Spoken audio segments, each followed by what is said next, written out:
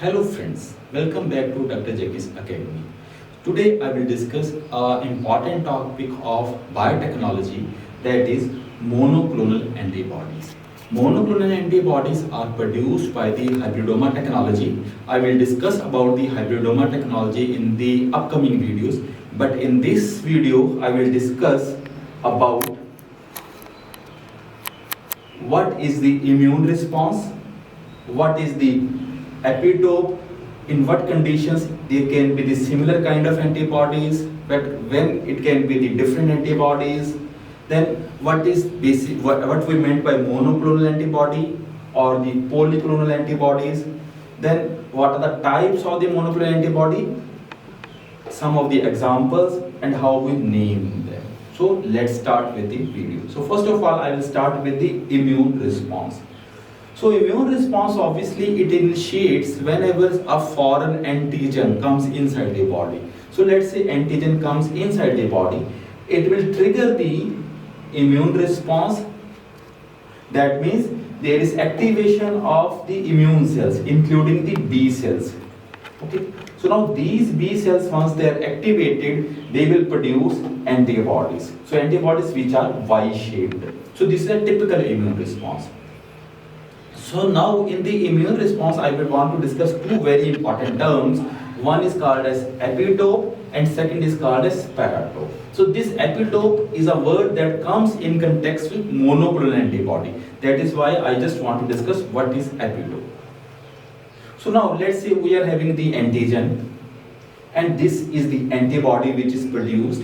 So now if we see the structure of the antibody, so this portion, tail portion, is actually called as the constant portion and it is denoted as FC portion. So this is the constant portion and these two portions, they are the variable portions. They are not constant, they are variable, and they are also called as antigen binding site, also called as FAB, A for antigen, B for binding. So that means this is the site which actually binds with the antigen. So now if we magnify the structure of the antigen, we will see some of the structures which are present on the antigen. So these structures are called as epitope. So what is epitope, I will discuss. So structures present on the antigen. So now if we magnify the structure of this one, that means FAB portion. That means if I magnify the portion of FAB, so I see a structure which is called as paratope. So that means this antigen and this antibody, they bind with one another with the help of epitope present on the antigen and paratope present on the antibody. That means you can see this is how they interact. So you can say epitope is the portion of the antigen which binds with the paratope of the antibody. So remember, epitope is an important portion. Coming down to, so what are the conditions when we can get the same kind of antibodies or when we can get the different kind of antibodies? Let's say we are having an antigen with a single epitope. Then a same kind of the B cells will be activated and we will get the same kind of antibodies, single set of antibodies. But if we are having an antigen with not a single epitope but multiple epitopes, different kind of epitopes, so obviously there is not a single kind of a B cell but multiple type of the B cells will be activated. Now because different kind of B cells are activated, obviously the antibodies will also be different. So this is the thing. Epitope actually is an important factor which determines the same kind of the antibody or the different kind of antibodies. Now I will discuss the main thing. So I just want to discuss what we mean by polyclonal antibodies. So let's say we are having different antigens, not a single antigen, multiple antigens they have entered, or we are having a single antigen but different epitopes. So in both conditions we are having activation of different kind of B cells. These B cells are producing different kind of antibodies. So these different kind of antibodies, they are actually called as polyclonal antibodies. So obviously you can say polyclonal antibodies are produced from an antigen with multiple epitopes or in response to different antigens. So this is the thing that I have shown in the form of the diagram. I will show you, I will tell about the polyclonal antibody in the form of written. Now, so this is a mixture of different kind of antibodies produced by different types of immune cells, plasma cells or the B cells, different kinds. Now, because they are produced by different kind of B cells, so they bind to different epitopes of same antigen or different antigens. So now because they are able to bind with different epitopes, so that is why they are having a polyvalent affinity. That means ability to bind with many epitopes. So these are the definitions and characteristic features of polyclonal antibody. I will discuss the monoclonal antibody. So we will differentiate monoclonal from the polyclonal on the basis of these factors only. So now, so starting with the monoclonal antibodies. So let's say we are having different antigen. So we have got different kind of the B cells. Now what we will do? You take one kind of a B cell, you separate it and allow to multiply it so that you are having a same kind of the B cells. When the same kind of B cells are there, so we say these are the clones of the same B cells. Clone means a same type. Similarly, we separate this kind of a B cell, we get the clones. We separate this kind of a cell, we get the clones. So now the antibodies which are produced by these clones, they are of same type. So because they are of same type, produced from a single clone, so they are called as monoclonal antibody. Similarly, so these antibodies are derived from this one single clone, so they are also monoclonal. So monoclonal antibody from this one. So this is how you can get the monoclonal antibody. So written form. So this is the definition of monoclonal antibody. That means monoclonal antibodies are produced by clones of same parent B cell. That means we are having one parent cell. From that parent cell we get clones, and from that clones we get the antibody. That means we are having the antigen with a single epitope. We get a B cell. We multiply it. We get clones of the same B cells, and what we get? We get the antibodies of the same type, which are called as monoclonal antibody. So now, how we can write actually about monoclonal antibodies? So these are antibodies of the same type. They are produced by the same type of the B cells, and you can say they are produced by the immune cells, which are the clones of the unique parent cell, clones of the same parent cell. And these bind to same epitope, single epitope of the antigen. This is a very important property. So they bind to a single epitope of the antigen. That is why they are having a monovalent affinity, binding to a single antigen, a single epitope. So these are the points which differentiate monoclonal from the polyclonal antibody. So now the next part of this video, that is what are the types of the monoclonal antibody. So we are having the 4 types of monoclonal antibody. One is called as murine monoclonal antibody. Second is the chimeric monoclonal antibody. I will discuss about all these one by one. I'm just writing the names. Third is the humanized monoclonal antibody. Fourth is the fully human monoclonal antibody. So now going from one by one. First with the murine monoclonal antibody. So as the name indicates, murine mean mouse. So these are the antibodies which are derived from the mice, totally mice.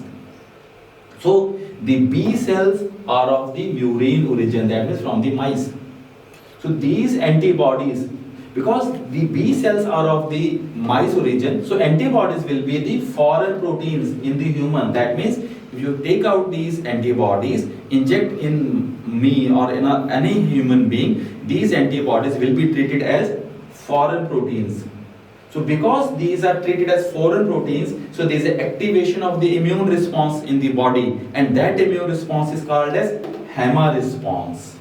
What is HAMA? HAMA is actually, H stands for human, A mean anti-mouse, A for anti, M for mouse, A for antibodies. That means in the humans, antibodies are developed against the mouse antibody. So antibodies produced against the mouse monoclonal antibody. And because of this development of the HAMA response, there is a development of type 3 hypersensitivity reaction. Now giving the example of the murine monoclonal antibody. So the first antibody that came into the market, which was approved, that was named as Muromunab CD3. So these are the first monoclonal antibody which was approved by FDA, and it was used as immunosuppressant. That means it suppresses the immune response. Because it suppresses the immune response, it is used to prevent the organ transplant rejection. And how it acts as immunosuppressant? Because it binds to CD portion of the T cells. And as a result, T cells are not activated. If T cells are not activated, the whole immune response will not be activated. So the another name of Muromunab CD3 is the orthoclone OKT3. Now, second kind of the antibody, that is called as chimeric monoclonal antibody. As you know, the meaning of chimeric is the mixture of these two. That means it is this antibody has the mixture of human as well as the mice proteins. So how the proteins of the human and the proteins of the mice, they are mixed, they are combined. It is combined with the use of the recombinant DNA technology. So what are the proteins we are combining? We are taking the Fc portion of the human and variable portion of the mice. So I repeat, so if we take the Fc portion, constant portion of the human type and the variable portion of the mice type. So I will tell the whole thing in the form of the figure, how the chimeric antibodies they are developed, what is the methodology. So now, we take the mouse DNA of the variable portion of the antibody. We take the human DNA of the constant region of the antibody. We combine these two to get the mouse DNA, to get the human DNA. So now this is the DNA, total DNA. This DNA is incorporated in the cloning vector, and we carry out recombinant DNA technology. This whole DNA, this combined form is called as DNA cloning vector construct, which is added in the mammalian cell, and we get the chimeric antibody. The antibody containing the variable portion of the mouse and the constant portion of the human.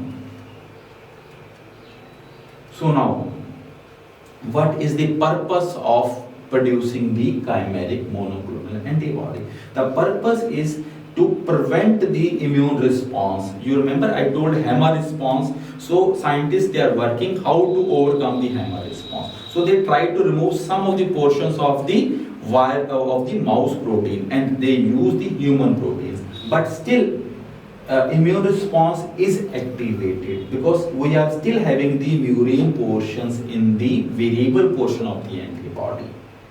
So what are the examples of chimeric antibody? Like basiliximab, it binds against the IL-2. So it is an anti-IL-2. Rituximab, which binds to the CD20 portion of the T cell.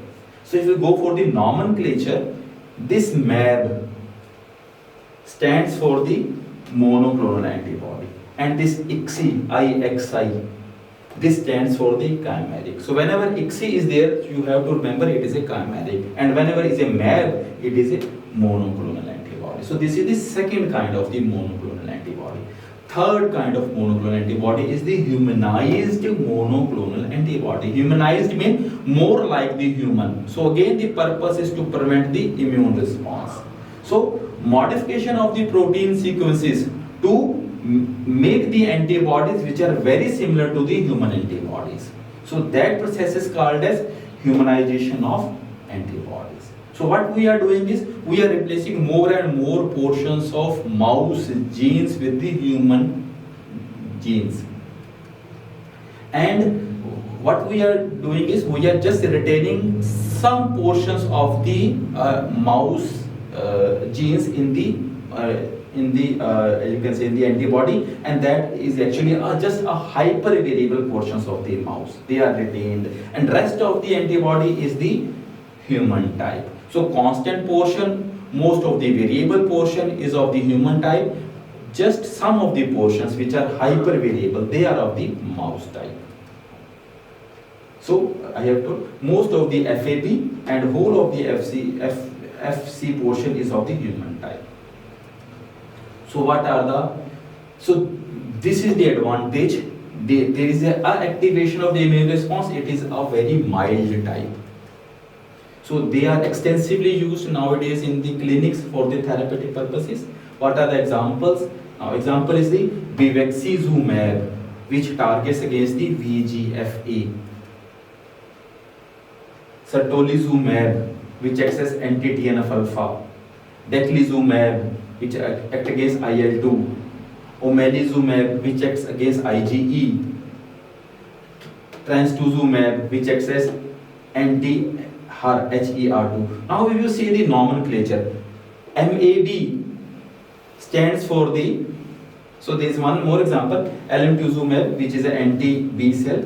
So if we go for this MAB is monoclonal antibody, and this ZOO is present everywhere. This ZOO stands for the humanized form of the monoclonal antibody. So now the last form of the monoclonal antibody. Now scientists, they have made even a fully human monoclonal antibody. That means in which there is no mice antigen. They do not contain any portion of the mouse antibody. So whole antibody is made up of the human type. So they do not produce any hypersensitivity reactions. So now how they are produced? So these are produced by using the transgenic mice. Those mice in which all the anti-immunoglobulin producing genes are replaced by the human immunoglobulin genes. So examples, adalimumab. So now if you see this word U stands, it is a fully human type of antibody. Obviously M stands for the monoclonal antibody. So this is what I wanted to discuss about the monoclonal antibody. In the upcoming video, I will discuss what are the therapeutic uses of these monoclonal antibodies. Thank you.